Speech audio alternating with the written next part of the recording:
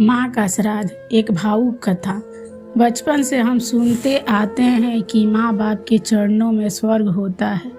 उनकी सेवा से बड़ा कोई धर्म नहीं और वो कोई बड़ा पुण्य नहीं, लेकिन न जाने क्यों बड़े होते ही हम यह सब भूल जाते हैं।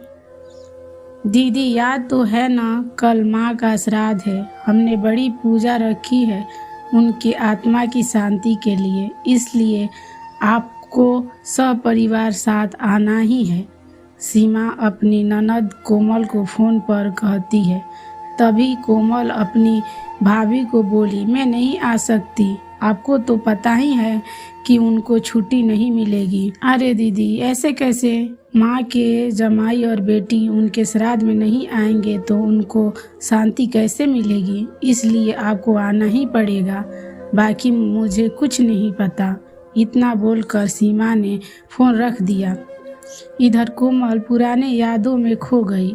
जब उसके पापा की मृत्यु हो गई थी तभी कोमल अपने मायके गई हुई थी। कोमल को माँ बोली, बेटा तुम्हारे पापा मुझे छोड़कर अकेले ही चले गए, पता नहीं अब किसके आधार पर छोड़ कर गए। माँ कोमल के गले लग कर रो रही थी। तब कोमल बोली, यह सब लोग तो है ना, भैया भाभी और बच्चे, तो चिंता क्यों करती हो।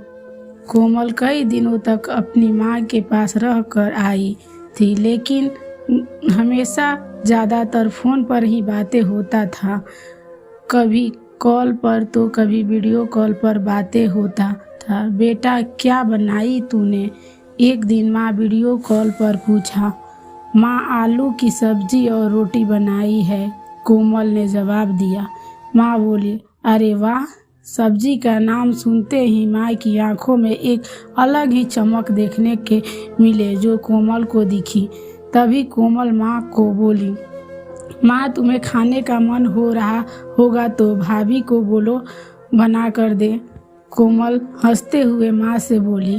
तभी माँ बोली, नहीं नहीं, अब इस उम्र में आलू कहाँ पचते हैं, मैं तो ऐसे ही बोल रही थी। जब तुम्हारे पापा हुआ करते थे तब बहुत बार बनाती थी। भाभी का तो नाम लेते ही जैसे माँ की आंखों की चमक गायब सी हो गई।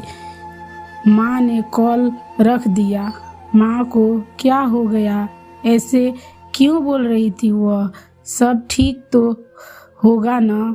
कोमल अपने आप से बातें कर रही थी। ऐसे बहुत बार खाने की बातचीत होने पर माँ की आंखों का भाव बदल जाता, लेकिन ऐसे क्यों था वे समझ नहीं पाई। लेकिन इसके पीछे का राज उसको समझ में आया जब वह छुट्टियों में 2 दिन के लिए मायके गई थी। एक दिन कोमल माँ के कमरे में साथ गपशप कर रही थी। तभी दीदी खाना खाने चलो। सीमा माँ के कमरे में आकर कोमल को बोली, चलो माँ तुम भी खाना खा लो।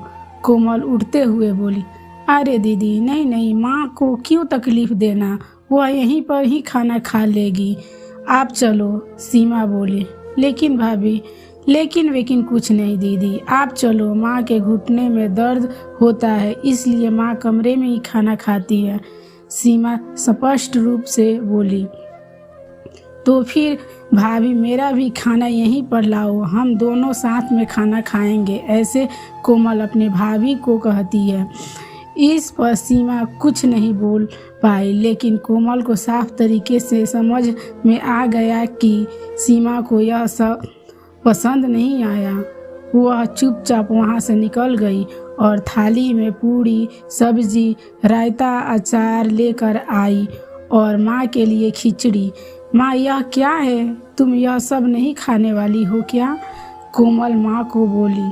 उतने में सीमा बोली, अरे दीदी, माँ को यह सब हजम होता ही नहीं, इसलिए मैं उनके लिए खिचड़ी और दाल ही देती हूँ। इतना बोलकर सीमा वहाँ से निकल गई। माँ ने अपनी प्लेट उठाई पर माँ का ध्यान कोमल की प्लेट पर ही था। यह देख कोमल सुन्न सी पड़ गई। उसने माँ के मुंह में एक पूड़ी का निवाला डाला, लेकिन माँ ने मना कर दिया। तब कोमल ने अपनी माँ की आंखों में वही भाव देखा था जो वीडियो कॉल पर देखा था। पता नहीं भाभी का डर था या लड़की के निवाले का मोह था।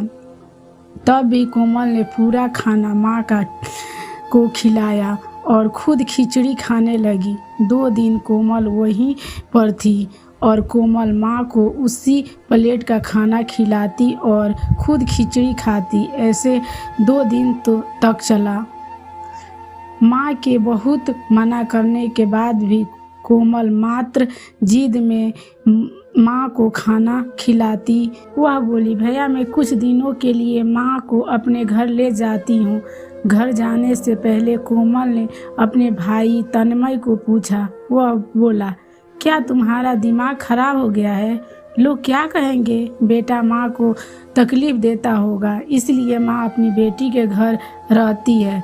तन्मय गुस्से से बोला, अरे बाबा सही तो बोल रहा है वह। माँ बेटी के घर जाती है क्या भला? तू आराम से जा अपने घर, मेरी चिंता मत कर, मैं यहाँ खुश हूँ। बेटे की बातें सुनकर माँ बोली। कोमल ने बहुत जिद की लेकिन माँ बेबस थी। कोमल उदास मन से अपने घर वापस आई। कुछ दिनों बाद खबर आई कि माँ अब नहीं रही। इस खबर ने सब कुछ खत्म कर दिया था। कोमल को पता था कि माँ कितनी तकलीफ से गुजरी, लेकिन माँ को दूसरा लड़का नहीं था, इसलिए एक लड़की थी, इसलिए वह कुछ नहीं कर सकती थी। कोमल अकेले ही माँ के श्राद्ध में आई। आज माँ के श्राद्ध में 56 तरह के भोग बनाए गए। सब लोग मज़े से खा रहे थे। लोगों ने सीमा और तन्मय की वाहवाही करने में कोई कसर नहीं छोड़ी।